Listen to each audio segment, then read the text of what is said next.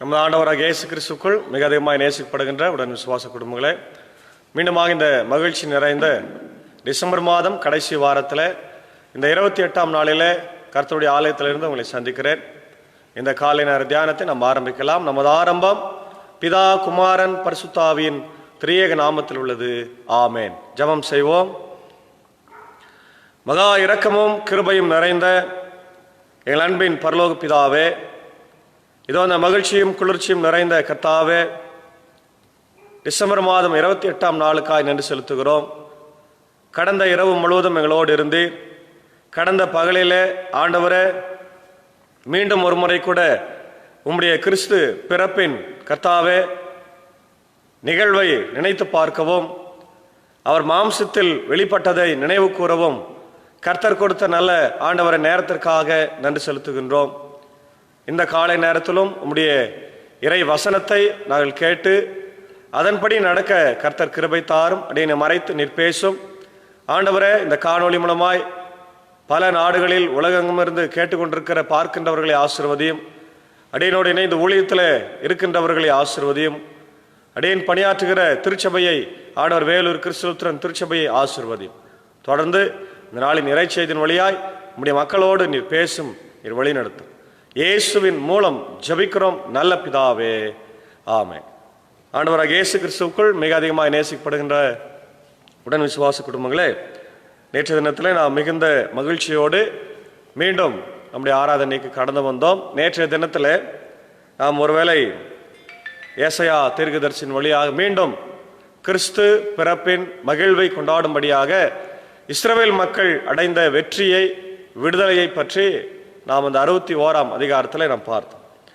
இந்த நாளிலும் அந்த நேற்றைய தினத்தில் நமக்கு வாசி கேட்ட லூக்கா சுவிசேஷம் 2ஆம் அதிகாரம் 22 முதல் 40 வசனங்களில் அடங்கியிருக்கிற செய்தியை தான் இன்றைக்கு நான் உங்களோடு கூட பகிர்ந்து கொள்ளுகிறேன். அது நேரம் இருந்தால் வீட்டில் நீங்கள் வாசிங்கள். லூக்கா 2ஆம் அதிகாரம் 22 முதல் 40. இதில் என்ன செய்தி சொல்லப்பட்டிருக்கிறது என்று சொன்னால், பொதுவாக நம்முடைய குழந்தைகள் பிறந்த உடனே கொஞ்ச நாள் நாம் வீட்டில் வைத்திருந்து நம்முடைய ஆலயத்துக்கு கொண்டு வந்து போதகரிடத்தில் நாம் ஜெபித்துக் கொள்வது, ஆசீர்வாதம் பெற்றுக்கொள்வது ஒரு வழக்கமாகவே இருக்கிறது. இது வழக்கமாக இருக்கிறது என்று சொல்லுகிறதை விட அதுதான் நியாயப்பிரமாணம். பழைய ஏற்பாட்டில் குழந்தைகளை, பிறந்த குழந்தைகளை கடவுளுக்கு அர்ப்பணிக்கிற போது அவர்கள் ஆலயத்துக்கு சென்று தங்களால் முடிந்த காணிக்கைகளை செலுத்த வேண்டும். அதற்கு என்னென்ன காணிக்கை செலுத்த வேண்டும் என்று லேவியராகும் புத்தகத்தில் தெளிவாய் சொல்லப்பட்டிருக்கிறது. ஆடு, மாடு, புறா என்று. இப்போ ஏசாண்டவரும் பிறந்த போது அவர் முதற் பேரான குமாரனாய் இருக்கிறார். முதற் பேரான குமாரன் என்று சொன்னால் தலைச்சன் பிள்ளை. அப்போ தலைச்சன் பிள்ளையை ஆண்டவருக்கு அர்ப்பணிக்கிற போது மிக முக்கியமான காரியங்களை அவங்க செய்யணும். அதை செய்யறதுக்காக தான் தேவ ஆலயத்திற்கு செல்லுகிறார்கள். பிரியமானவர்களே, நாம் ஒருவேளை கேள்வி கேட்கலாம், ஏசாண்டவர் இந்த உலகத்தை படைத்தவர், சர்வ வல்லமுள்ள தேவன், அவரே ஒரு கடவுள், அவரே ஒரு ஆலயம், அவர் போய் என்னத்துக்கு ஆலயத்தில் தன்னை அர்ப்பணித்துக் கொள்ள வேண்டும் என்றால், அவர் சொல்லியிருக்கிறார், நான் தீர்க்க தரிசனங்களை நிறைவேற்றவே வந்தேன், மாறாக தீர்க்க தரிசனங்களை ஒழித்து கட்ட அல்ல. ஆமென். அப்போ கடவுள் தாம் சொன்ன வார்த்தைகளை நிறைவேற்றுகிறவராய் இருக்கிறார் என்பதில் எந்த சந்தேகமும் இல்லை. அவர் நியாயப்பிரமாணத்தை எல்லாம் சொல்லி நிறைவேற்றி தன்னுடைய வாழ்க்கையிலும் குழந்தையா இருந்த பொழுது அந்த நியாயப்பிரமாணத்தை அவர் நிறைவேற்றினார். The price of redemption for a human baby is 5 shekels of silver. என்னாகமம் 18ஆம் அதிகாரம் 15லிருந்து 16 வாசிக்கிறோம். ஒரு ஆண் குழந்தைக்கு காணிக்கையாக நாம் கொடுக்க வேண்டியது காணிக்கை, இந்த சில்வர் என்பதை நாம் பார்க்கிறோம். அதே போல யாத்திராகமம் 13ஆம் அதிகாரம் 16ஆம் வசனத்திலும் அது சொல்லப்பட்டிருக்கிறது. அப்போ நியாயப்பிரமாணம், நியாயப்பிரமாணம் என்றால் என்ன? கடவுள் தம் மக்களுக்கு கொடுக்கப்பட்டது, தன்னுடைய விருப்பத்தின்படி மக்கள் நடக்க வேண்டும், அதுதான் நியாயப்பிரமாணம். அப்போ according to the law of Moses, ஓட்டி is the salvation of Jewish people. OT is the story or history of Jewish people. NT, Jesus salvation of all people. It is about the history of all people are universal. So OT and NT is very, very important. OT is, again I am repeating, OT is salvation, history of salvation about Jewish people. NT, salvation about all people, world, whole world. It included whole world, universal. As it is written in the law of the Lord, every male who opens the womb shall be called holy to the Lord. இல்லையா? அப்போ முதற் பேரான குமாரன், அதாவது முதல் ஆண் குழந்தை தன்னுடைய தாயின் கருவிலே இருந்து தன் தாயின் கருவை கிழித்து கொண்டு பிறப்பது என்பது அது ஒரு பெரிய ஆசீர்வாதமான ஒரு காரியமா. அந்த ஆண் குழந்தைக்கு ஆலயத்திலே கொண்டு வந்து காணிக்கைகளை செலுத்த வேண்டும் என்பது மோசேயினுடைய நியாயப்பிரமாணத்தில் சொல்லப்பட்டிருக்கிறது. அதுதான் இங்கே நாம் 22 பாருங்க. மோசேயின் சட்டப்படி தூய்மை சடங்கை நிறைவேற்ற வேண்டிய நாள் வந்தபோது குழந்தையை ஆண்டவருக்கு அர்ப்பணிக்க அவர்கள் எருசலேமுக்கு கொண்டு சென்றார்கள்.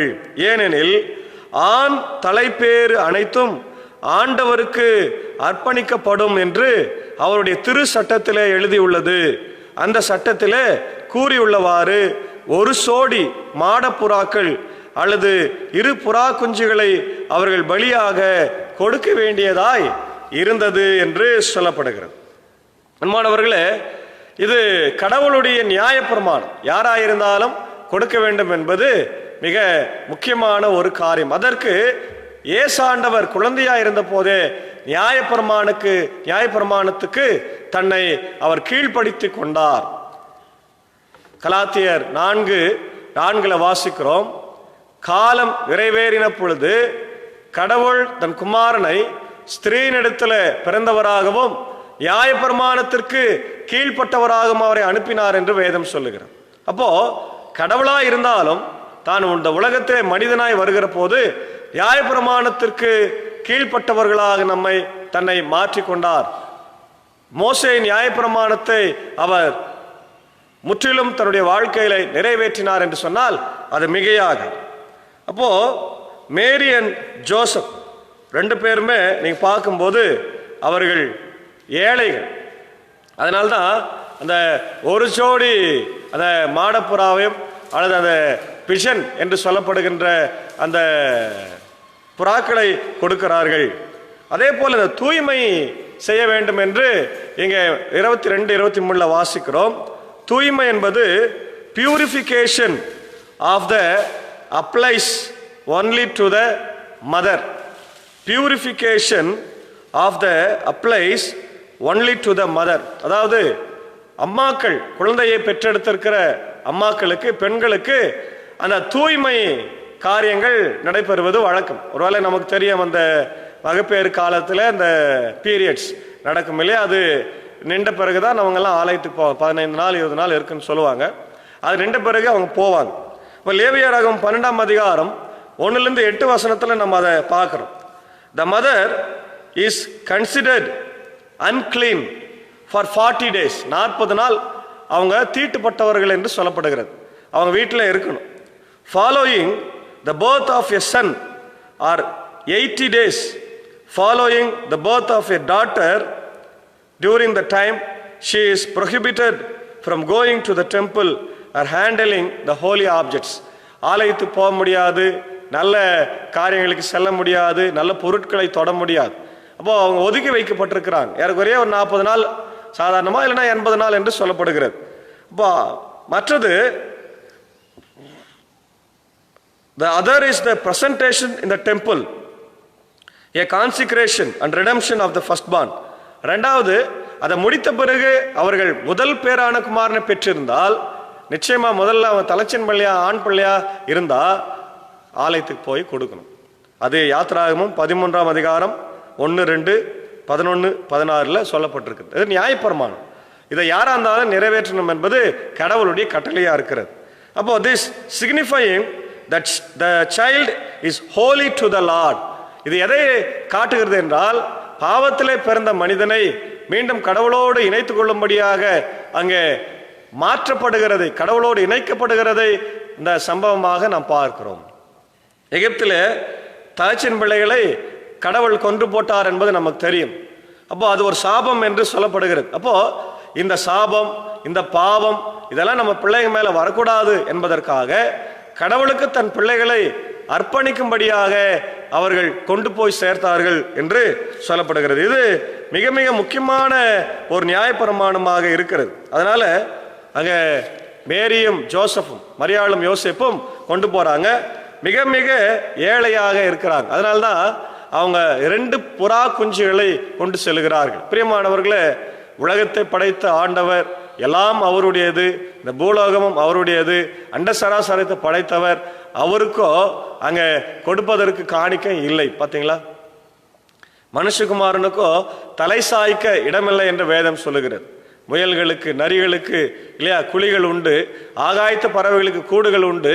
ஆனால் மனுஷகுமாரனுக்கோ தலை சாய்க்க இடமில்லாததால அவர் மாட்டு தொழுவத்தில் பிறந்தார். மாட்டு தொழுவத்தில் அவரை வைத்திருந்தார்கள். அப்போ இடமில்லை, அவர் காணிக்கை இல்லை, கொடுப்பதற்கு பணம் இல்லை, ஏழையா இருக்கிறாரு. அப்போ இன்னைக்கு ஒருவேளை நம்முடைய ஆலயங்களிலே ஏழைகள் காணிக்கை கொடுக்கிற போது அதை உதாசீனப்படுத்தக்கூடாது. அவங்க அது 1 காசு போட்டாலும் அது மிகப்பெரிய 1 கோடி ரூபாய்க்கு சமம். இன்னைக்கு நிறைய பேர் மனதில்லாம ஏதோ காணிக்கை போடணும்னு சொல்லிட்டாங்கன்ட்டு 5000, 10,000 அல்லது 50,000, 1 லட்சம் போட்டுடலாம். அதெல்லாம் எந்த வித பிரயோஜனம் இல்லை. அவங்களுக்கு இருக்குது, அதை போடுறாங்க. ஆனா இல்லாதவர்கள், இயலாதவர்கள், ஏழைகள் கடவுளுக்கு 1 ரூபாய் கொடுத்தா கூட அது கடவுளுடைய பார்வையில மிகப்பெரிய பணம். ஏன்னா அவங்க தனக்கு இருக்கிறத முழுவதும் கொடுக்கிறாங்க. அதனால்தான் இயேசு ஆண்டவருடைய ஊழிய காலத்தில் அவர் சொன்னாரு, அங்க பரிசேயர் வேத பாறைகள்லாம் லைனா வந்து லட்ச ரூபாய் கோடிக்கா கணக்கில் போட்டு போய் நான் எவ்வளவு போட்டேன் அவ்வளவு போட்டேன்னு பெருமையா சொல்லியிருந்தாங்க.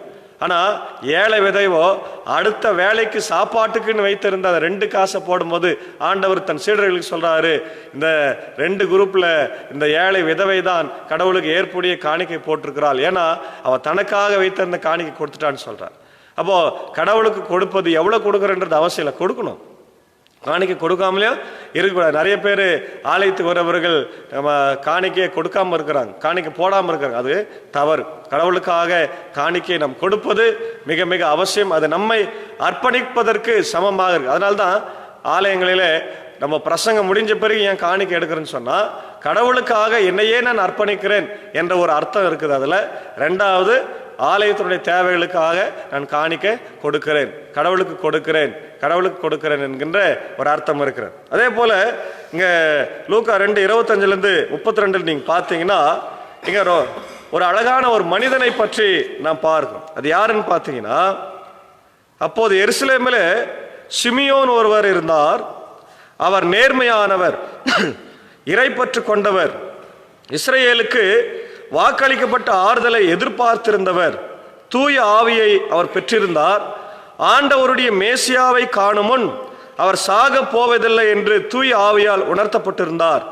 அந்த ஆவியின் தூண்டுதலால் அவர் கோயிலுக்கு வந்திருந்தார். திருச்சட்ட வழக்கத்திற்கு ஏற்ப செய்ய வேண்டியதை குழந்தை இயேசுவுக்கு செய்து முடிக்க பெற்றோர் அதனை உள்ளே கொண்டு வந்த போது சிமியோன் குழந்தையை கையில் ஏந்தி கடவுளை போற்றி, ஆண்டவரே, உமது சொற்படியும் அடியான் என்னை இப்போது அமைதியுடன் போக செய்கிறீர்.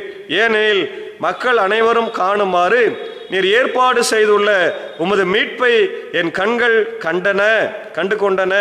இம்மீட்பே பிற இனத்தாருக்கு வெளிப்பாடு அருளும் ஒளி.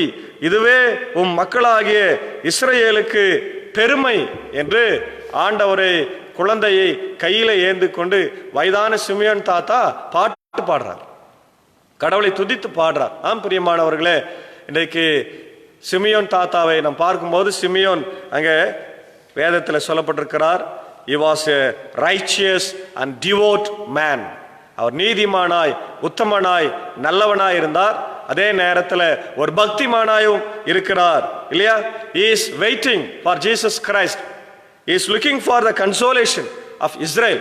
இஸ்ரவேல் மக்களுக்கு வரப்போகிற விடுதலைக்காக, மீட்புக்காக கடவுள் அருளப்பட்ட மேசியா வரப்போகிறார், அவரை நான் பார்த்துட்டு தான் சாக போறேன் அப்படின்னு சொல்ல. அதனால தான் சொல்றாரு, ஆண்டவரே இப்பொழுது உம்முடைய வார்த்தையின்படி அடியேன் சமாதானமாய் போக போறேன்னு சொல்றார். இதுதான் நம்ம திருவிருந்த எடுத்த பிறகு ஸ்தோத்திர பலியில நம்ம பாடும் சிமியனுடைய பாட்டு, சிமியன் ஸ்தோத்திர பாடல் என்று நாம் சொல்லி ஆங்கிலத்தில் நுன் டிமிட்ஸ் என்று நாம் சொல்லுகிறோம். அது ஸ்தோத்திர பாடலாக நாம் பாடுகிறோம். கடவுள் எனக்கு கொடுத்த ரட்சணத்தை இப்போ நான் திருவிருந்தில் பெற்றுக்கொண்டேன் என்று சொல்லி நாம் துதிப்பதை பாடுகிறோம். அப்போ அவர் கையிலே ஆண்டவர் ஏந்தி கொண்டார், அவர் மேல தூய ஆவியானவர் இருந்தார் என்று பார். பரிசுத்த ஆவி அவர் மேல இருந்ததுனால அவர் கடவுளை போற்றி துதித்து சொன்னார், நான் சமாதானமாய் போகிற ஆண்டவரே. ரெண்டாவது நம்ம பார்க்கிறோம் 37 நம்ம பார்த்தோம்னா 84 வயது உள்ள அன்னாள் என்கின்ற ஒரு பெண் அங்கே இருக்கிறாங்க. அவங்க யாருன்னு பார்த்தீங்கன்னா ரொம்ப வயது உள்ளவங்க. அவங்க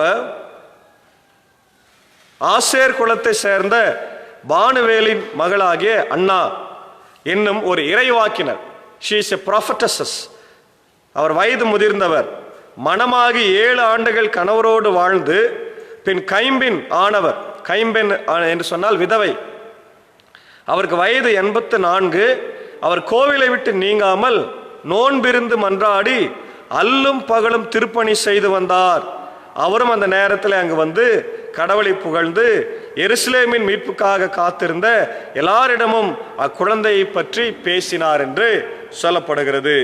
அன்பானவர்களே, இங்கே அன்பு தாயார் அன்னாளை பற்றி நாம் பார்க்கிற போது வயதானவர்கள், சிறு பிராயத்தில் இளம் விதவையாக யங் விடோவாக அவங்க ஆலயத்தில் தங்கியிருந்து அங்கே தங்கியிருந்து நோன்பிருந்து, அதாவது உபவாசம் இருந்து கடவுளை போற்றி புகழ்ந்து பாடி துதித்து கொண்டிருக்கிறார். இதுதான் ஒரு அருமையான விசுவாசத்தினுடைய வெளிப்பாடு.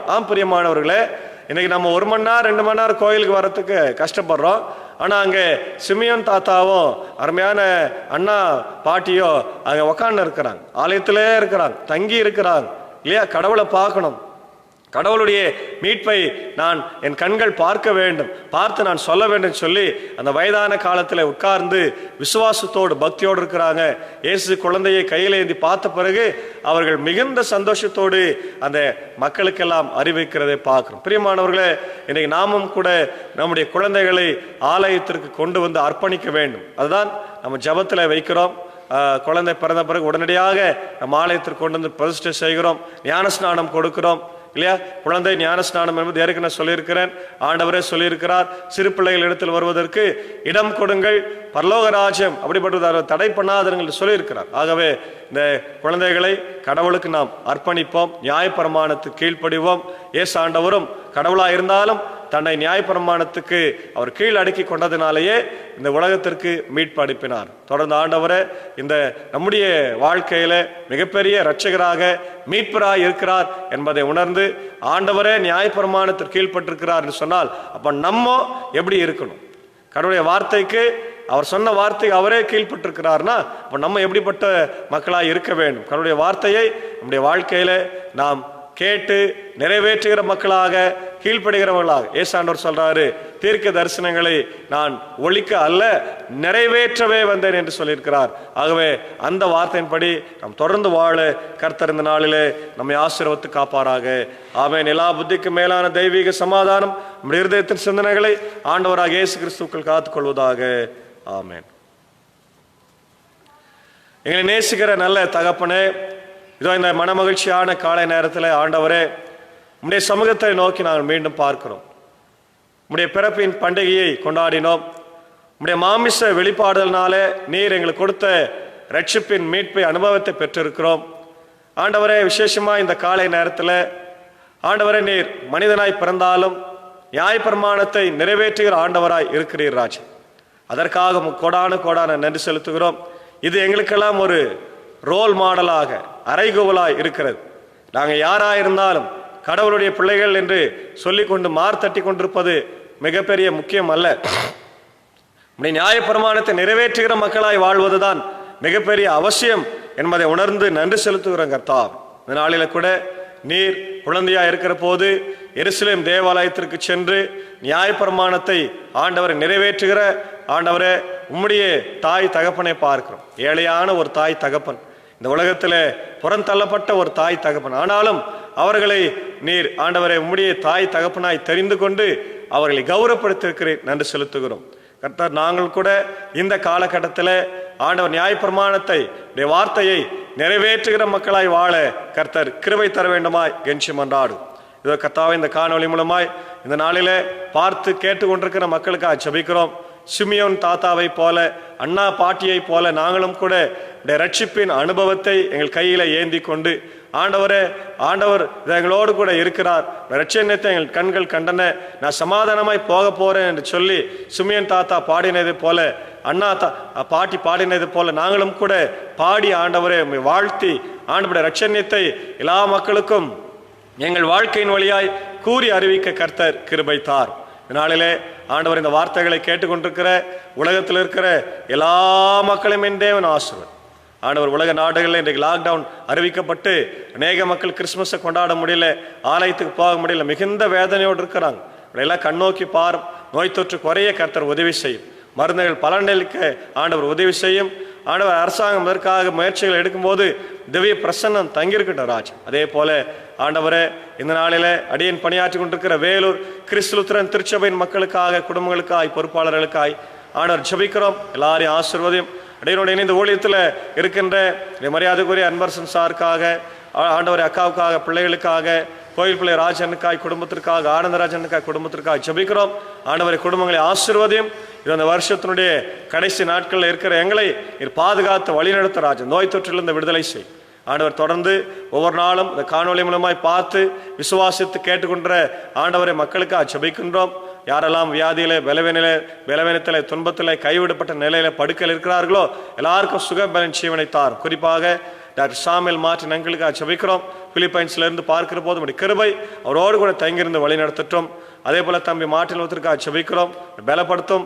இன்னும் யாரெல்லாம் பலவீனமாய் சுகவீனமா இருக்கிறார்களோ எல்லாருக்கும் என் தேவன் நல்ல சுகத்தை பலத்தை தந்து வழி நடத்தும். விசேஷமாக ஆண்டவர் நாளிலே ஜெபிக்கும்படியாக கேட்டுக்கொண்டிருக்கிற செங்கிலிகுப்பம் ஆண்டவரே திருச்சபைக்காக நான் ஜெபிக்கிறோம். பரிசுத்த ஆண்டவர் மத்தேயு லுத்தரன் திருச்சபை செங்கிலிகுப்பத்துக்காக நான் ஜெபிக்கின்றோம். ஆண்டவரே, அந்த திருச்சபையினுடைய பாஸ்டர் ஆண்டவரே அருள் திரு பர்னாஷா ஐயர் அவர்களுக்காக ஜெபிக்கிறோம். அவனுடைய ஆபீஸ் பேரர்ஸ்க்காக ஜெபிக்கிறோம். ஆண்டவரை திருச்சபையின் மக்களையும் குடும்பங்களையும் கர்த்தாவே நீர் ஆசீர்வதியும் ராஜன். எல்லா தேவைகளையும் சந்தியும். ஆண்டவரே வழி நடத்தும். ஆண்டவருடைய கிருபை அவர்களோடு கூட தங்கியிருக்கட்டும். ஆண்டவர் இன்னைக்கு ஜெபிக்கும்படியாக கேட்டுக்கொண்டிருக்கிற திரு பழனி சார் அவர்களுக்காக நான் ஜெபிக்கின்றோம். அவர்களையும் உடைய குடும்பங்களையும் என் தேவன் ஆசீர்வதிப்பீராக. ஆண்டவரை கொண்டாடி இருக்கிற கிறிஸ்துமஸை போல புத்தாண்டும் ஆண்டவருடைய வாழ்க்கையில மிகப்பெரிய ஆசீர்வாதத்தை, மறுமலர்ச்சியை ஆண்டவரே வாழ்க்கையில கொண்டு வரட்டும்.